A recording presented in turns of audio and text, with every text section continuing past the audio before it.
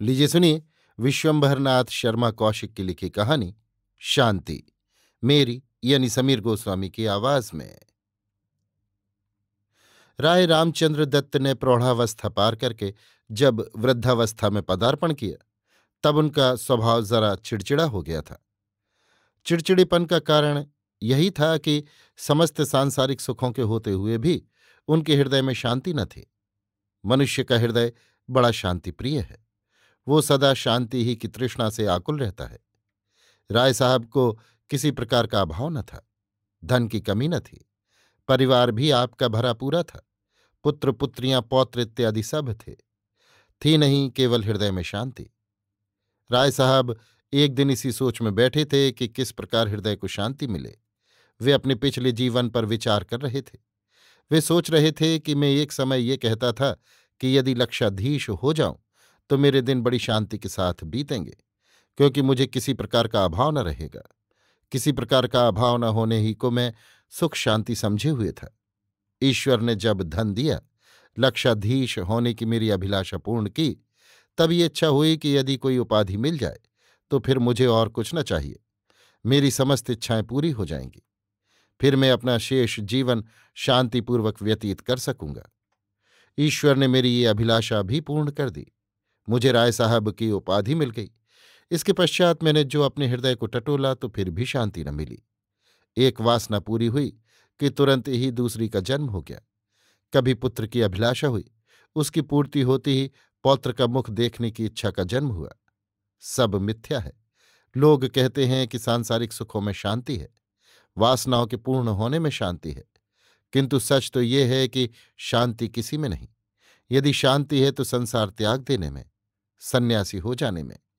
यदि ऐसा न होता तो बड़े बड़े योगी और ज्ञानी संसार को छोड़कर क्यों सन्यास ग्रहण कर लेते। ठीक है, इस संसार को त्याग देने ही में मन को विश्राम मिलता है।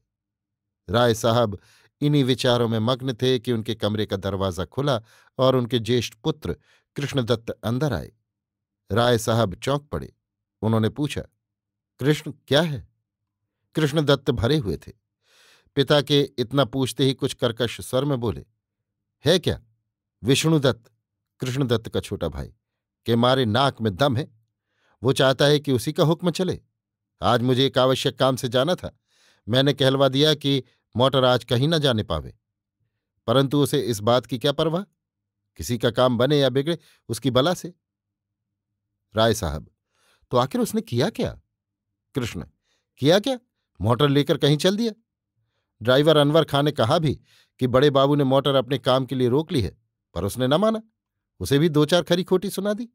आखिर नौकर तो नौकर ही है, उसे मोटर ले जानी पड़ी। राय साहब नम्रतापूर्वक बोले, खैर अब तो ले ही गया, तुम जोड़ी जुतवा लो या अपने घोड़े पर चले जाओ। कृष्ण, आपने भी कह दिया कि जोड़ी जुतवा लो, घोड़ा कसवा लो।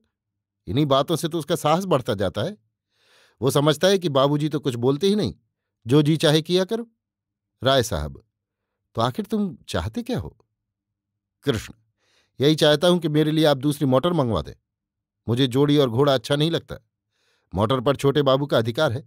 साझे का काम मुझे पसंद नहीं। मैं बहुत गम खाता रहता हूं, नहीं तो रोज लड़ाई झगड़ा हुआ करे। राय साहब, अच्छा, मैं उसे समझा दूंगा। यदि वो ना मानेगा तो तुम्हें दूसरी मोटर ले दूंगा। कृष्णदत्त के चले जाने पर राय साहब ने ठंडी सांस लेकर कहा, मुझे इतनी भी स्वतंत्रता नहीं कि क्षण भर एकांत में शांतिपूर्वक बैठ सकूं। उफ, मैं तो इस जंजाल से तंग आ गया। कृष्णदत्त गया ही था कि उसी कमरे के दूसरी ओर का अंतःपुर वाला द्वार खुला और पूर्ण वयस्का दो लड़कियां छम छम करती हुई अंदर आईं। वे आपस में बातें करती आ रही थीं। एक कह रही थी, चाहे जो हो, मैं तो बाबूजी से कहकर आज ही बनवा लूंगी। दूसरी बोली, तुम बनवा लोगी तो क्या मैं न बनवा लूंगी?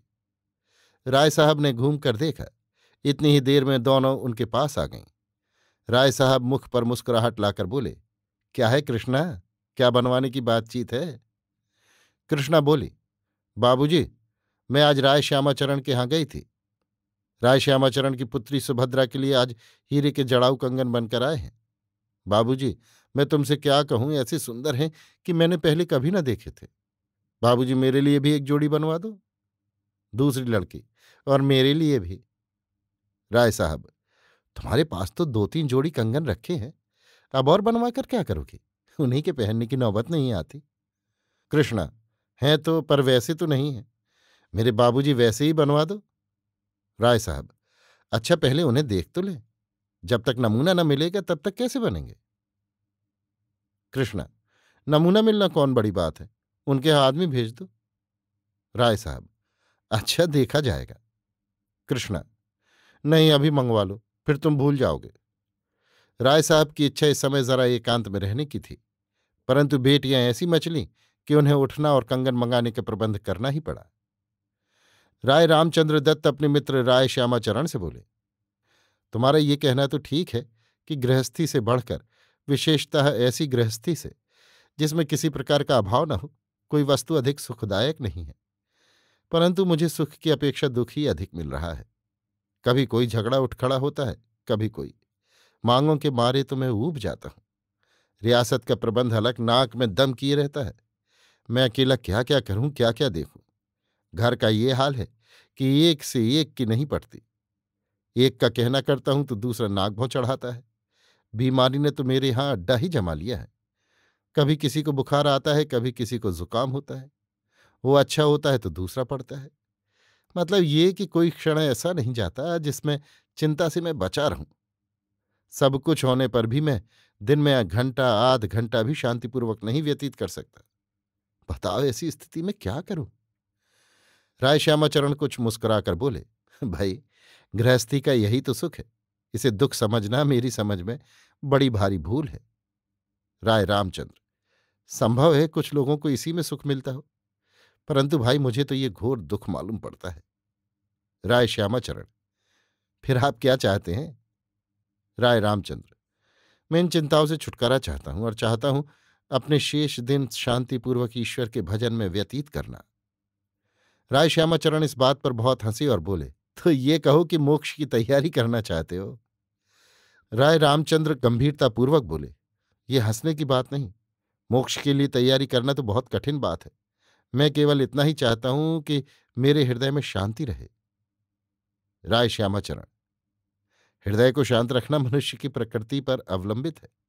बहुत से मनुष्य ऐसे हैं कि तमाम जंजालों में फंसे रहने पर भी कभी अशांति की शिकायत नहीं करते, और बहुत से ऐसे हैं जैसे कि आप, उन्हें कभी किसी भी अवस्था में शांति नहीं।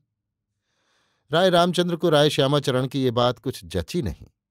वे बोले, संभव है ऐसे लोग भी हों जिन्हें अशांति की शिकायत न हो, परंतु मुझे तो आज तक कोई ऐसा आदमी नहीं मिला। राय श्यामाचरण बोले, एक मैं ही आपके सामने मौजूद हूं। राय रामचंद्र मृदु हास्य करके बोले, अभी तुम्हारी अवस्था ही कितनी है। तुम्हें तो अभी संसार के बहुत सुख लूटने हैं। तुम्हारे हृदय में अभिलाषाएं हैं, उमंगे हैं, इसीलिए तुम्हें कोई शिकायत नहीं। जब मेरी अवस्था को पहुंचोगे और शांति की शिकायत न करोगे, तब मैं समझूंगा कि तुम इसी प्रकृति के हो। राय श्यामाचरण, अच्छा अब ये बतलाइए कि आपने भी कोई उपाय सोचा? राय रामचंद्र, मैंने तो यही सोचा है कि सन्यास ले लूं। राय श्यामाचरण नेत्र विस्फारित कर बोले, सन्यास? आप कहते क्या हैं? राय रामचंद्र, मैं जो कुछ कह रहा हूं वो मेरे हृदय की सच्ची आकांक्षा है। राय श्यामाचरण, अजी नहीं, ये भी भला कोई बात है? आपको सन्यास लेने की क्या आवश्यकता है? राय रामचंद्र, तो फिर क्या करूं? राय श्यामाचरण कुछ क्षण तक सोचकर बोले, मेरी समझ में तो ये अच्छा है कि आप कुछ दिनों के लिए, अर्थात 2-4 महीने के लिए, अपनी जमींदारी की किसी ऐसे गांव में चले जाएं जो रमणीक हो। वहां रहने से आपकी ये सारी अशांति दूर हो जाएगी। राय रामचंद्र, मैं वहां चला जाऊं तो यहां का कारोबार कौन देखेगा? राय श्यामाचरण, और जब आप संन्यास ले लेंगे तब कौन देखेगा? राय रामचंद्र, तब कोई देखे या न देखे मेरी बला से, जब मैं संसार से नाता ही तोड़ लूंगा तब मुझे इसके लिए चिंता करने की आवश्यकता ही क्या? राय श्यामाचरण, 2-4 महीने आपके कारिंदे मुनीम भी तो काम चला सकते हैं। कम से कम मेरे कहने से आप ये करके देख लीजिए। यदि इसमें आपको सफलता न हो तो फिर जैसा उचित समझिएगा कीजिएगा। आप चलें, मैं भी आपके साथ चलूंगा, और जब तक आप रहेंगे वहीं रहूंगा। राय रामचंद्र, अच्छा यही सही, ये भी करके देख ले। शाम के 5 बज चुके हैं। लक्ष्मणपुर के कृषक दिन भर खेतों में काम करने के पश्चात बस्ती की ओर लौट रहे हैं। इसी समय राय रामचंद्र दत्त तथा राय श्यामाचरण घूमने निकले हैं। दोनों आपस में बातें करते हुए मंद गति से हवा खाते हुए एक ओर जा रहे हैं। राय रामचंद्र बोले, भाई इस बात में तो रत्ती भर भी संदेह नहीं कि जो आनंद देहात में है, शहर में उसका शतांश भी नहीं। देखो कितना सुंदर दृश्य है, चारों ओर हरियाली ही हरियाली। डूबते हुए सूर्य की किरणें इस हरियाली पर कैसी शोभा दे रही हैं। हवा भी कितनी मंद और शीतल है। राय श्यामाचरण, भला ये आनंद शहरों में कहा। वहां के बाग बगीचों में कृत्रिमता की भरमार है। यहां बनावट का नाम नहीं, जो कुछ है प्राकृतिक है। देखिए, सामने ये सूखा पेड़ खड़ा है, इसमें पत्ती का नाम नहीं। तिस पर भी इन हरे भरे वृक्षों के बीच ये कितना भला मालूम होता है।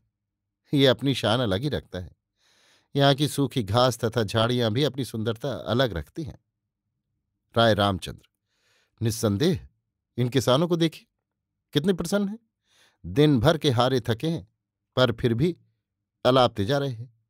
परंतु भाई, इन लोगों में दरिद्रता बहुत है। राय श्यामाचरण, दरिद्रता न हो तो क्या हो। साल भर में बेचारों ने जितना पैदा किया, उसमें से कुछ तो लगान में चला गया, कुछ महाजनों की भेंट हुआ और कुछ पटवारी तथा सिपाही प्यादे ऐंठ ले गए। जो कुछ बच रहा वो पेट भरने के लिए भी मुश्किल से काफी होता है। ऐसी दशा में दरिद्री ना हो तो क्या हो। इसके अतिरिक्त इनके पास इतने साधन भी नहीं कि ये लोग अपनी भूमि को अधिक उपजाऊ बना सके, और बनावे भी किस भरोसे। आठों घड़ी तो बेदखली का भय रहता है। इन्होंने परिश्रम करके कुछ किया भी, और आपके कारिंदे ने यदि किसी कारण बेदखल कर दिया तो बेचारों का सारा परिश्रम मिट्टी में मिल गया। राय रामचंद्र, हाँ ये तो ठीक है। अच्छा आओ चलो, वृक्षों के उस झुरमुट में बैठे। उक्त स्थान में दोनों एक पत्थर पर जा बैठे। उनके चारों ओर घने वृक्षों तथा झाड़ियों का समूह था। राय श्यामाचरण, हम लोगों के यहां आए 15-20 दिन हो गए। कहिए, इतने दिनों में आपको कुछ शांति मिली? राय रामचंद्र थोड़ी देर तक कुछ सोचते रहे। तत्पश्चात बोले, सुख तो अवश्य मिला, परंतु ये वास्तविक शांति नहीं है। चित्त कुछ उद्विग्न रहता ही है। राय श्यामाचरण, खैर अभी दिन ही कितने हुए हैं, धीरे धीरे आपको शांति भी मिल जाएगी। राय रामचंद्र, संभव है ऐसा हो जाए, पर मुझे तो आशा नहीं। मेरा हृदय तो कह रहा है कि इस प्रकार शांति न मिलेगी। राय श्यामाचरण, आप मुझे कुछ निराशावादी से मालूम होते हैं। राय रामचंद्र, मेरी सी दशा यदि तुम्हारी होती तो तुम भी निराशावादी हो जाते। राय श्यामाचरण, तो आप समझते हैं कि आपको इस प्रकार शांति न मिलेगी? राय रामचंद्र, मेरा तो यही विचार है। राय श्यामाचरण, यदि इस प्रकार नहीं तो फिर किस प्रकार शांति मिल सकती है? राय रामचंद्र, उसी प्रकार जैसा कि मैं कह चुका हूं। राय श्यामाचरण, अर्थात? राय रामचंद्र, संसार त्याग कर संन्यास ले लेने से। राय रामचंद्र के मुंह से ये वाक्य निकला ही था कि एक ओर से उच्च हास्य की आवाज आई। दोनों चौंक पड़े, परस्पर एक दूसरे की ओर देखने लगे। राय रामचंद्र बोले, ये हंसने की आवाज कहाँ से आई? राय श्यामाचरण, इधर ही कहीं से आई है। राय रामचंद्र, हंसने वाले का शब्द भी बड़ा गंभीर मालूम होता है। राय श्यामाचरण, इधर तो खेत भी नहीं, जंगल है। राय रामचंद्र, हंसने वाले के शब्द से ये नहीं मालूम होता कि वो कोई देहाती। ठीक इसी समय सामने थोड़ी दूर पर एक वृद्ध आता दिखाई दिया। उसके वेश से मालूम होता था कि वो भिखारी है। राय श्यामाचरण धीमे स्वर में बोले, ओहो, ठीक है, 6-7 दिन हुए। 2-1 गांव वालों ने कहा था कि यहां जंगल में एक बुढ़ा भिखारी कुछ दिन से आकर रह रहा है। वो सदा जंगल में ही रहता है, केवल दिन में एक बार बस्ती में। राय श्यामाचरण चुप हो गए, क्योंकि इतने ही में बुढ़ा उनके पास आ गया। दोनों ने बुढ़े को सिर से पैर तक देखा। बुढ़े का वेश लटपटा तथा मलिन था। चेहरे पर लंबी श्वेत दाढ़ी थी। बड़ी बड़ी रक्तवर्ण आंखों में एक विचित्र प्रकार की चमक थी। वर्ण सांवला होते हुए भी मुख पर कुछ ऐसा तेज था जिससे ये दोनों हतबुद्धि से होकर उसकी ओर ताकने लगे। बुढ़ा सामने आकर खड़ा हो गया और मुस्कुराकर बोला, कौन संसार को बुरा कहता है? किसका जी संसार से ऊब गया है? कौन संसार को छोड़कर सन्यासी होना चाहता है? बुढ़े ने ये शब्द बड़ी निर्भीकता से, उसी ढंग से कहे जैसे कि कोई बड़ा बूढ़ा किसी बच्चे से पूछता हो। राय रामचंद्र को बुढ़े की ये धृष्टता बुरी मालूम हुई, परंतु मुख से कुछ कहने का साहस न हुआ। श्यामाचरण भी चुप बैठे रहे। बुढ़ा फिर बोला, अभी मैंने सुना था कि किसी ने संसार छोड़कर सन्यासी होने की बात कही थी। इस बार श्यामाचरण साहस करके बोले, हमारे ये मित्र गृहस्थी के झमेलों से ऊब गए हैं, इसलिए ये कह रहे थे कि सन्यासी होने को जी चाहता है। बस इतनी ही बात थी, और कुछ नहीं। ये कहते हैं कि हृदय में शांति नहीं। बुढ़ा कुछ क्षण तक राय रामचंद्र की ओर देखता रहा, फिर हंसकर बोला, शांति चाहते हो? संसार छोड़कर जंगलों में भटकने में या किसी मढ़ी या पहाड़ की खोह में शांति ढूंढना चाहते हो? भूली हुई आत्मा है, भ्रम में पड़ा हुआ हृदय है। संसार के परे कुछ नहीं है। जो कुछ है संसार में ही है। संसार के परे अवसान है, अज्ञान है। जंगल भी संसार में ही है, पहाड़ भी संसार में ही है। तुम भी संसार में हो, गृहस्थी भी संसार में है। पहाड़ में संसार है, जंगल में संसार है, गृहस्थी में संसार है, तुम में संसार है। किसको छोड़ोगे? संसार कभी नहीं छूट सकता। वो तुम्हारे शरीर में है, तुम्हारे रोम रोम में है। गृहस्थी और बस्ती से अलग रहकर शांति ढूंढना चाहते हो? ये भूल है। इस प्रकार शांति मिल सकती है सही, पर यह राह बड़ी दुर्गम और दूर की है। तुम्हारे ऐसे लोग, जिनकी आयु का अधिकांश विषय वासनाओं में व्यतीत हुआ है, इस राह पर चलकर कभी शांति प्राप्त नहीं कर सकते। जिस वस्तु को तुम 2 पग चलकर पा सकते हो, उसको पाने के लिए कोसों चलने की तैयारी कर रहे हो। भूल है, बड़ी भूल है। शांति तुम्हारे पास है, तुम चाहे जब उसे प्राप्त कर सकते हो। सबसे छोटी राह ढूंढने की आवश्यकता है। यदि तुम्हारे पास धन है तो तुम उसी के द्वारा शांति प्राप्त कर सकते हो। तुम्हारे सहस्त्रों भाई निर्धन हैं, उनको धनवान बनाने की चेष्टा करो। उनको उद्योग धंधे सिखलाओ, विद्यालय पाठशालाएं खुलवाओ, अनाथों के लिए अनाथालय और विधवाओं के लिए विधवाश्रम खुलवाओ। गरीब किसानों को उनके खेती के व्यवसाय में सहायता दो, तुम्हें शांति मिलेगी। यदि तुम्हारे पास विद्या है तो अपने सहस्त्रों मूर्ख भाइयों को विद्वान बनाओ, तुम्हें सच्ची शांति मिलेगी। यदि तुम्हारे पास बल है तो अपने बलहीन असंख्य भाइयों को बलवान बनने के उपाय बताओ, तुम्हें शांति मिलेगी। कितना सुगम पथ, कितना सरल उपाय है। भूल है, भूल है। संसार से अलग होकर शांति ढूंढना भूल है। भूली हुई आत्मा के विचार हैं, भ्रम में पड़ी हुई हृदय की उपज है। परमार्थ करो, परोपकार करो, तुम्हें शांति मिलेगी। इतना कहकर बुढ़ा एक बार फिर जोर से हंसा और भूल है बड़बड़ाता हुआ एक ओर चला गया। दोनों मित्रों ने एक दूसरे की ओर देखा।